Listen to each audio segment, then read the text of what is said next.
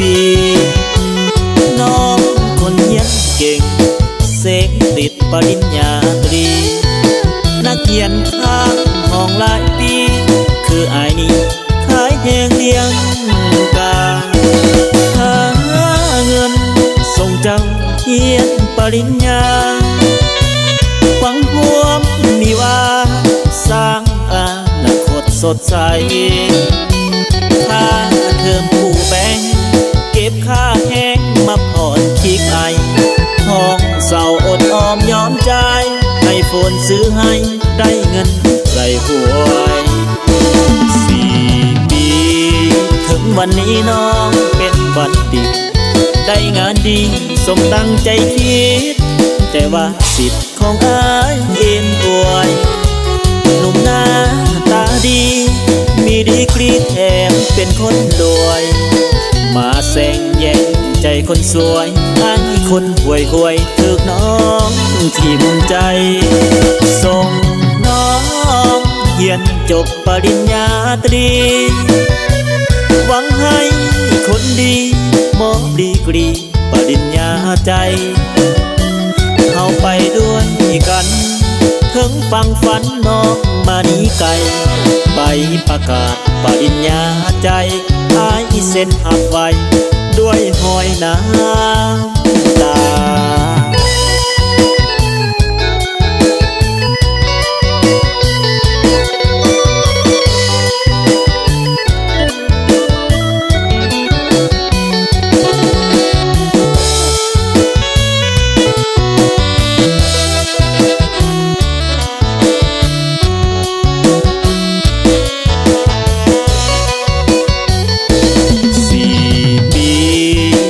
วันนี้น้องเป็นบัณฑิต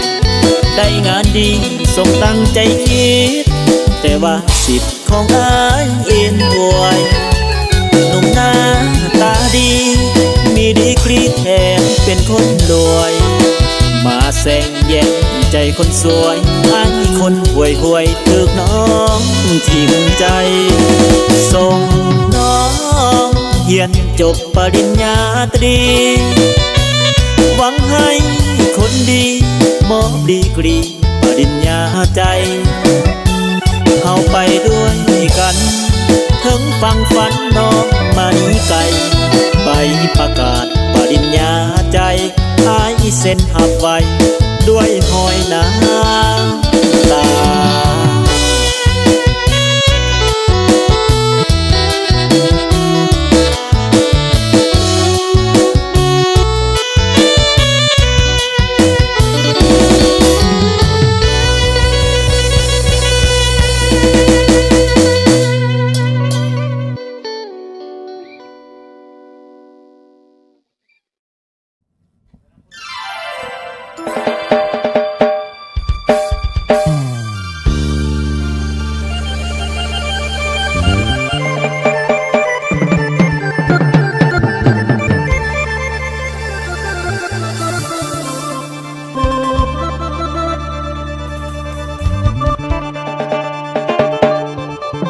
คิดฮอ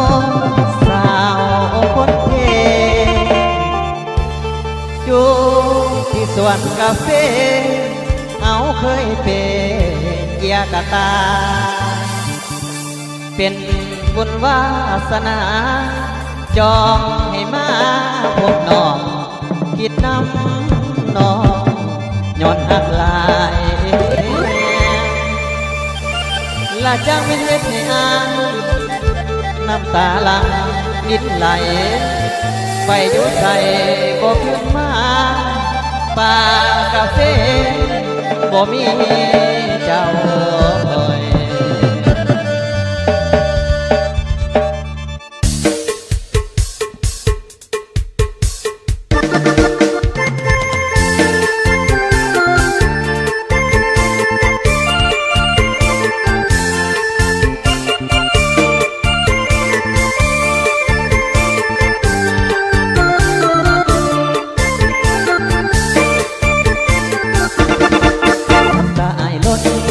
น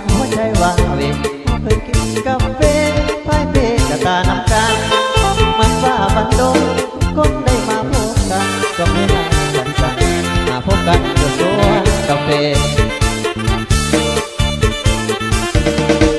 กินหอดเด้กินหอดน้องแก้วเก็บมากาแฟบ่แล้วจักว่าแซวไปใส่ได้ยินเขาสาว่าน้องไปนำเสียยังบ้าให้นางห้องให้น้ำตาไหลอยู่สวนกาแฟ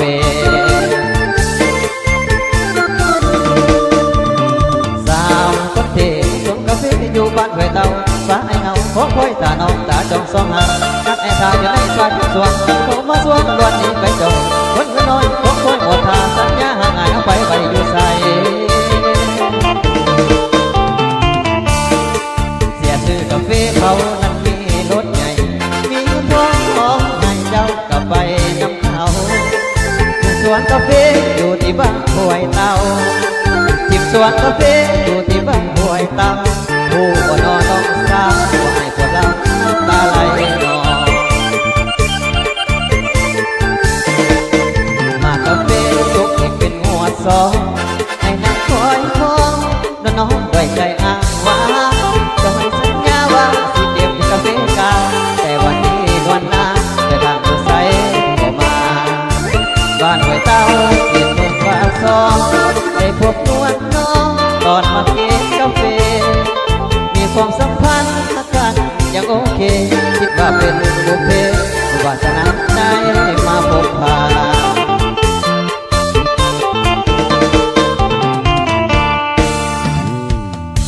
ฟังอ่านหัวใจของอ่านฟังอ่านหัวใจของอ่านตั้งหลายใจอ้ายให้มนเสียสูญยอดคิดหมดน้องได้ลงก็ยังว่าคอยเจ้ากลับมาหัวใจว่า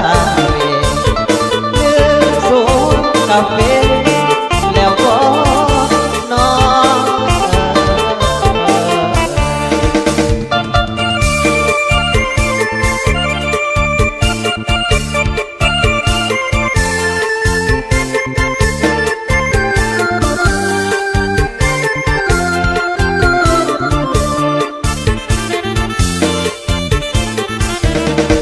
เสียชื่อกาแฟเขานั้นมีรถใหญ่มีของของให้เจ้ากลับไปนำเขาสวนกาแฟอยู่ที่บ้านห้วยเตาทิมสวนกาแฟอยู่ที่บ้านห้วยเตาผู้บ่นอนน้องสาวว่าให้พวกเราตาไหลนองมากาแฟสุกอีกเป็นหัวซองให้นางคอยมองน้องไว้ใจอ้างว่าเอาเคยสัญญาว่าสิเก็บกาแฟกาเจ้าเคยสัญญาว่าสิเก็บกาแฟกาแต่วันนี้นวลน้ำไปบ้านผู้ใส่บ่มาบ้านห้วยเต้าเขตเมืองปากซองได้พบนวลน้องตอนมาเก็บกาแฟมีความสัมพันธ์ฮักกันยังโอเคคิดว่าเป็นบุพเพบุญวาสนาได้มาพบผ่าน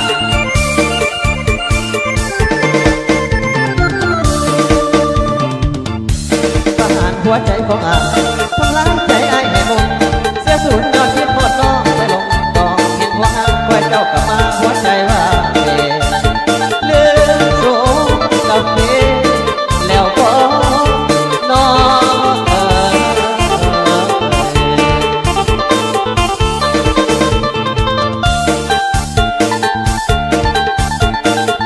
เอามิตรรับแต่เพลงใหม่ๆเป็นเนาะโอ้ท่านได้เยี่ยมมาเลยเนาะ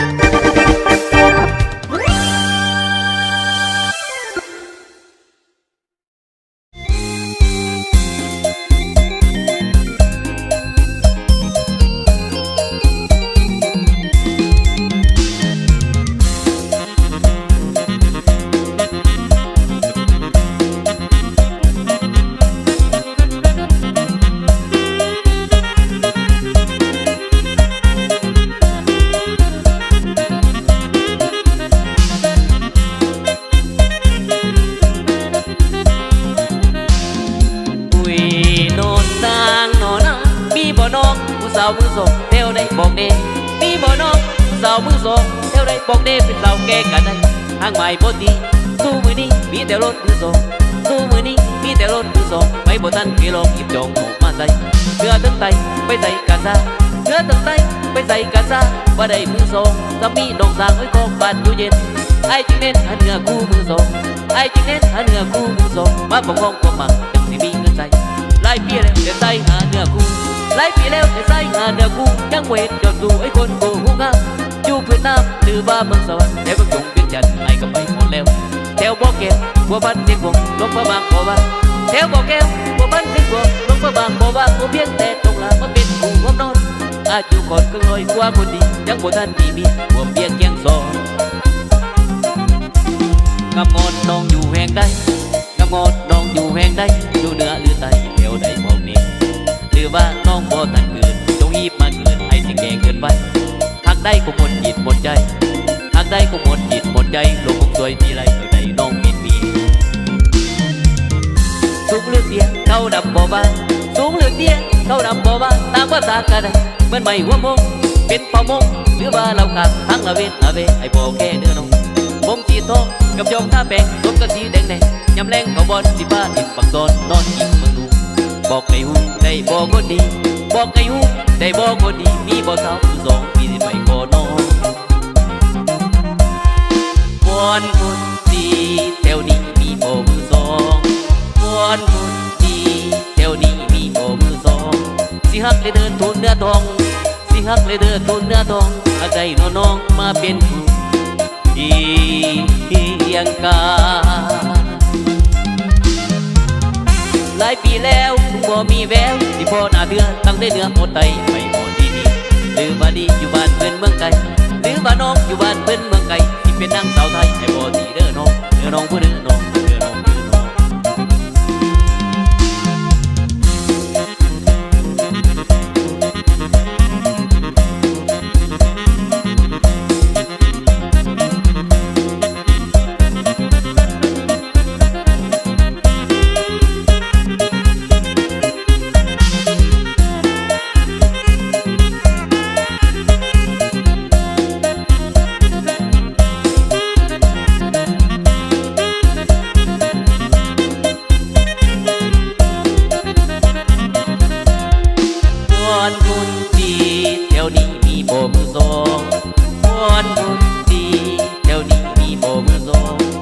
ฮักเลยเดินทูนเนื้อทองสิฮักเลยเดินทูนเนื้อทองอาใจดูน้องมาเป็นเพียงกาหลายปีแล้วบ่มีแววที่พ่อหน้าเดือนตั้งได้เนื้อหมดไตไม่หมดดีพี่หรือว่าดีอยู่บ้านเพื่อนเมืองไกลหรือว่าน้องอยู่บ้านเพื่อนเมืองไกลที่เป็นนางสาวไทยไอ้บ่ดีเด้อน้องไอ้บ่ดีดอกเด้อน้องดอกเด้อน้อง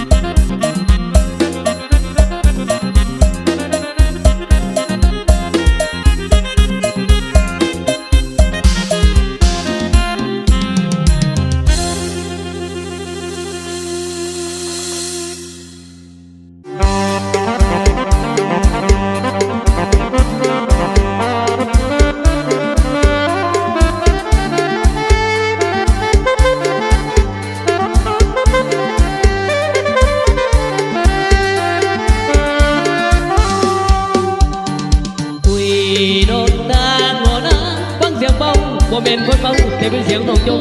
จนเป็นลมกันไปอย่างไกลไอ้ปากเป็นคนนำบทปากกับเสียงจงมาแทนนำบทปากกับเสียงจงมาแทนทั้งกระเด็นความหมักแห้งน้องตื่นมาจอมหาถึงความสิจมมืดตาขึ้นหาถึงความสิจมยิ่งบางคนบ่บอกความกายตายบ้านมาแห้งบ่ได้แข่งแสดงว่าสุขเขาเอาความจริงมาแย่งแต่งก่อนมาเบาจมบ่สาวเพราะบ้านพี่เขาเศร้าสายไปคำสำลงกูอยากคุยโดยแอวดงลงที่เก็บมีบ่ตกลงที่เก็บมีบ่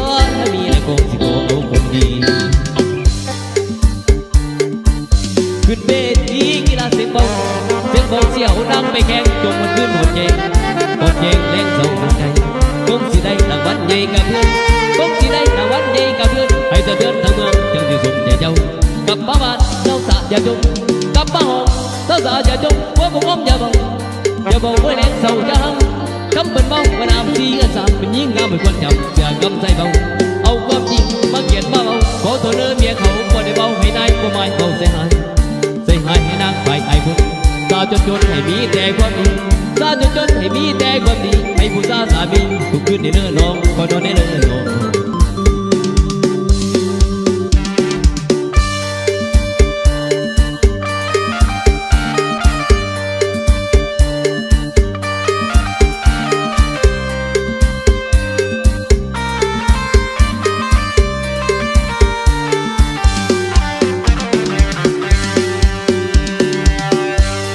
ลงสี่เกมมีบ่ตกลงสี่เกมมีบ่ถ้ามีแล้วก็สิขอเอาคนดีขึ้นเวทีกีฬาเจ็บเบาเสียวนางไปแข่งจงมันขึ้นหดเย่เล่งส่งตัวใจคงสิได้รางวัลใหญ่กับเพื่อนคงสิได้รางวัลใหญ่กับเพื่อนให้เพื่อนทั้งเมืองจังสิสมใจน้องกลับมาห้องเศร้าตาอย่าจมกลับมาบ้านเศร้าตาอย่าจมหัวก็มองอย่าบอกไว้แรงเศร้าอย่าห้ำกับเป็นเบาว่าน้ำตีกันสามเป็นยิ่งงามไม่ควรจับเสื่อกำใส่เบาเอาความจริงมาเขียนมาเบาขอโทษเนื้อเมียเขาว่าในเบาให้นายบ่ไม่เบาเสียหายให้นางไปไอ้คนสาวจนให้มีแต่ความดีสาวจนให้มีแต่ความดีให้ผู้สาวสามีทุกคืนในเนื้อน้องก็นอนในเนื้อน้อง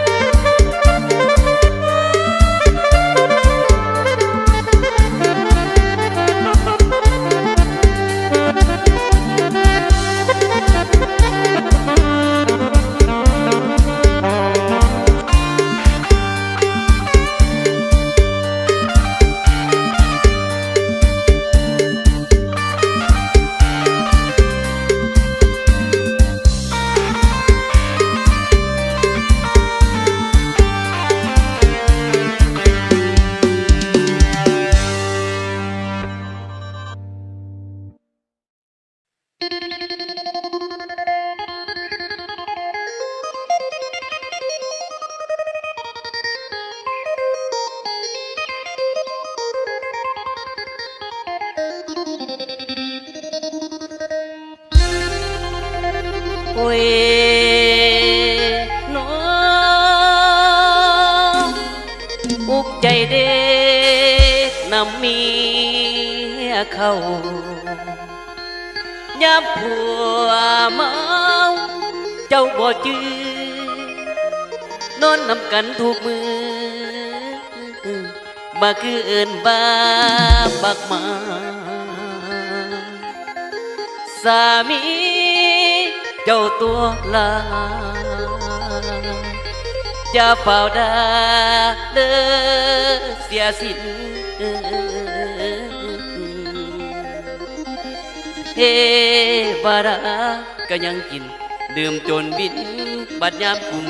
ดื่มจนเมาบัดยามกุม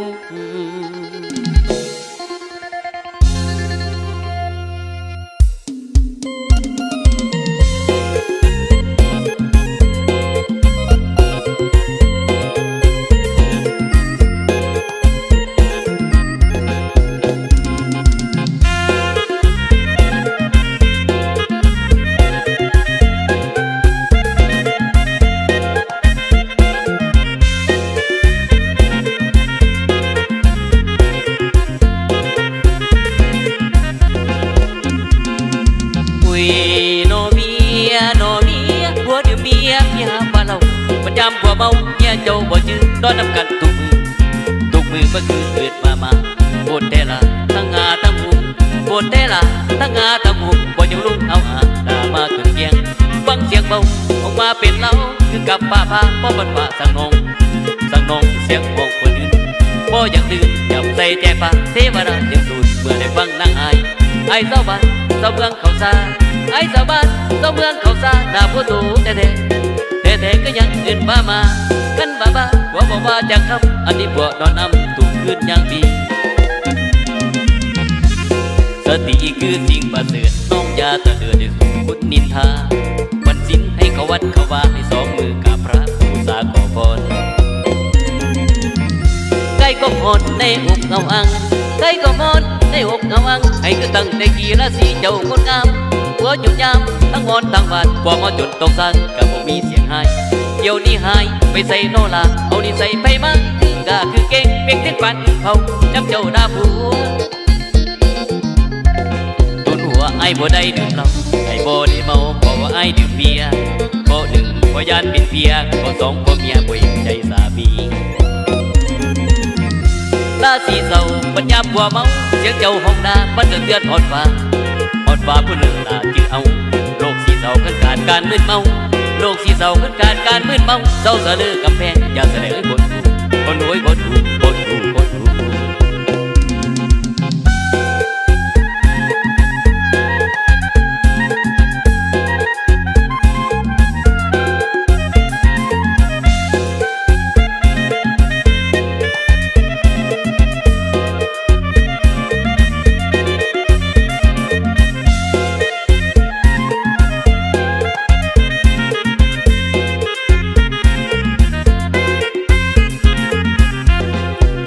ไอ้บ่ได้ดื่มเหล้าไอ้บ่ได้เมาเพราะว่าไอ้ดื่มเบียร์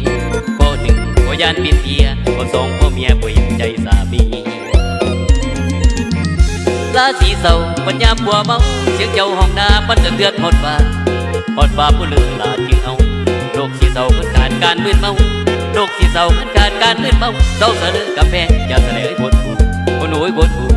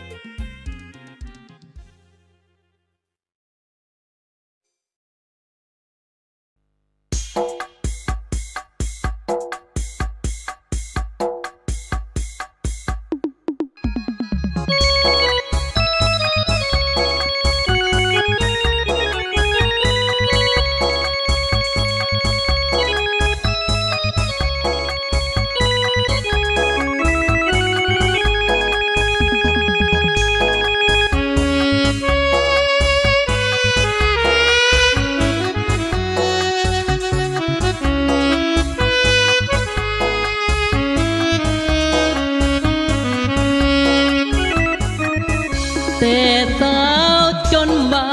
ยไอ้คอยน้องอยู่งานบุญนัดกันมากินข้าวปุ้นงานบุญไอ้ยืนคอยนานเหลือน้องมีใหม่เปลี่ยนใจจากไอ้ไปทางไอ้คอยด้วยความอ้างว้างคอยนางด้วยความหวังดีจากไม้ไกลคำจิตนำน้องอยู่บ่หายเป็นยังนอ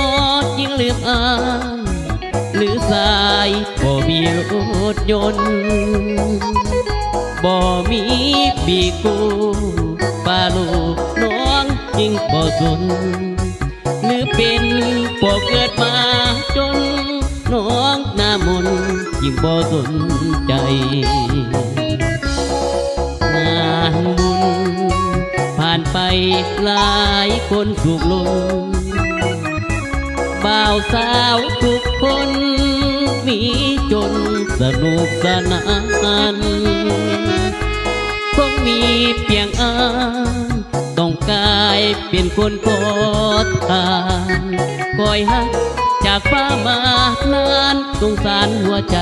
เหมือนตายทางเป็นสุดท้ายเหลือเด่นเป็นคนด้อยวาสนาหักที่ผ่านมาผู้ว่าผิดบังกดทนงานบุญไอ้คอยบิดจอยบ่เห็นหน้าบุญนี่หรือหักของคนจนสุดท้ายต้องทนเหมือนคนมีกรรม